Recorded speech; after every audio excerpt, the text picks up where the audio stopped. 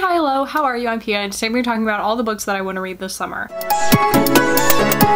Yes, I'm kind of late on this video because I kind of missed the whole June part of the summer, but I only recently decided that I wanted to do seasonal TBRs because I am a bitch who hates a TBR. And I don't know why this just occurred to me. I don't know why it took me like traveling overseas to be like, maybe I shouldn't just be doing this every month, because the things that I want to read are generally not fluctuating from month to month so much, especially with like carryovers and stuff like that. Things I want to read are generally just things I want to read at some point, at one point, hopefully over the next 3 months. This will be my TBR for both July and August. I know July has already started. Don't even get me started on that because time is a construct. I will now be doing seasonal TBRs from now on, but this will just be a little like abridged version because June already happened. So let's start talking about the books that I want to read this summer. If you didn't know, I am traveling this summer. I have done a little bit of traveling around the United States a little bit, but I'm going to London for my study abroad. I'm actually there right now as you're watching this video, and I wanted to read some like British books this summer, like while I'm in London. I thought that would be kind of like cute. I don't know. But I've also been really in the mood for classics. So a book that I bought recently, I got like this fun Barnes & Noble special edition of A Tale of Two Cities by Charles Dickens, and I've been really in the mood for like reading Dickens. I read Great Expectations back in my senior year of high school, and I surprisingly liked it. Like, I think my Goodreads review is like, did I like this book? You're yelling nice things at me again. This is his fault. I can't remember, but I think I did. And I really have been in the mood for like this kind of period, almost at historical fiction, classic literature, and I just haven't really been reading it just because of like what I've been writing and stuff like that. And I haven't had like the time to immerse myself, but this is definitely a book I'm really excited to pick up. I don't really know a lot about A Tale of Two Cities other than like the first line, which is pretty memorable. It was the best of times, it was the worst of times, and that it probably is going to cover issues with class, as most Dickens novels do. But other than that, I don't really know anything about it, and I'm okay with that. I think I just am really excited to like dive into this writing mostly and just listen to the way that the prose flows. I didn't mean to say it like that because I didn't mean to rhyme. I don't know, I just really in a classics mood, and I think that I finally have the time to kind of like spend with them when I don't have like the pressures of a normal school semester, although I am taking summer classes, but whether or not those are more stressful than normal classes, that's up to you. Next up, I would really love to read Fiona and Jane. I got some literary fiction recently, and I love literary fiction in general, and I will be doing a summer book haul, don't you worry. But this is one I picked up recently, and it is set in Los Angeles and New York, and it's about friends, and it's like over 2 decades worth of their friendship, and it just seems something that would be right up my alley. I don't remember hearing anything about this book, to be honest, but it is a book of the month pick, so it is one that I am interested in picking up, and it's relatively short, so I do think I could read it somewhat soon. The covers do give me the summer feels. So another literary fiction that I would love to pick up is Big Swiss. This is one that I've seen a lot around lately. It is about a woman who transcribes for a sex therapist and gets really involved and obsessed almost with one of the clients who she calls Big Swiss. It's such a weird and interesting concept to me, but it definitely strikes some of those familiar literary fiction chords that I really enjoy about like weird intimacy things and boundaries and obsession, which are all things that I really find interesting to read about, and it is sapphic, so that makes me even more excited to read it. I love you, man. And listen, man, if you want to be gay, be gay.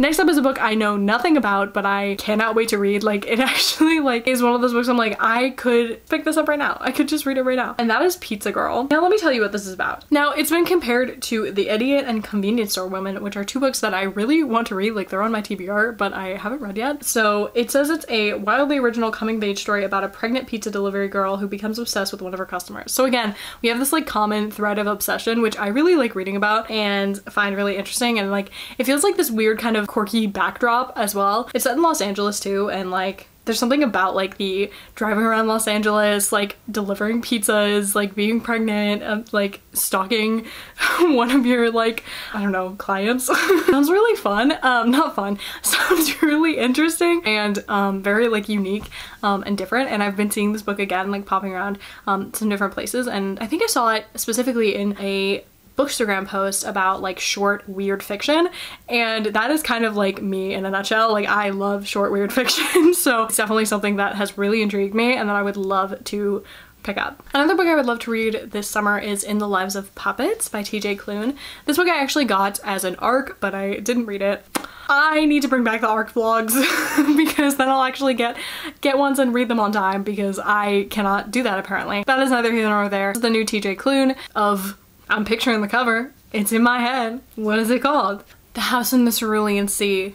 I don't even know where that sentence was going. Anyway, this is another one of his like cozy fantasy, not cozy fantasies, but kind of cozy fantasies. I don't know if that's like the genre technically, but cozy style fantasy books. And this one I know deals with like robots, which is really interesting. And I haven't seen done in this sort of like cute, cozy little setting. I really like all of the like themes and topics that TJ Klune covers in like at least these 3 books that I know of his, like The House in the Cerulean Sea and Under the Whispering Door.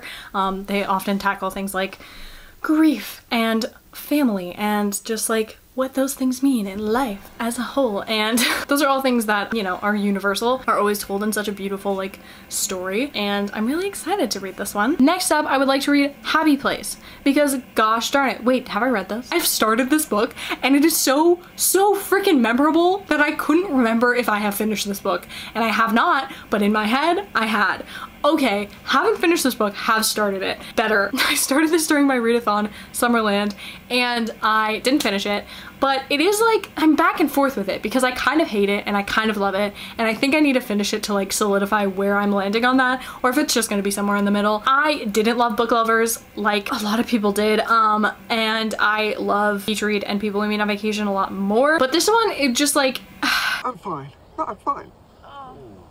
Just having my worst fear realized, but... I don't know what about it is like weird to me, but it is weird to me, and I want to read it and find out like how I actually confidently feel about this book. And also because everyone is talking about it. Well, I don't even know if people are talking about it anymore. I'm probably late to the freaking party, but that's okay because I will arrive anyway and I'll bring a gift. Another book that I've started and will finish this summer is The Way of Kings by Brandon frickin' Sanderson. Brandy Sandy, I'm gonna finish this book. I've already set aside time. I actually don't know. I'm literally making this up. I think I've set aside time in my schedule. I'm losing my voice. I will literally set aside time in my reading schedule, which yes, I have a reading schedule. It always works 100% of the time to read this book because I need to finish it definitely in August when I'm back, and I want to finish it because I really like this book, and like there's something about it that's really captivating me, and I also don't know why that is. I don't typically like high fantasy books. Like I've liked one high fantasy book like in my life and that's about it, but it is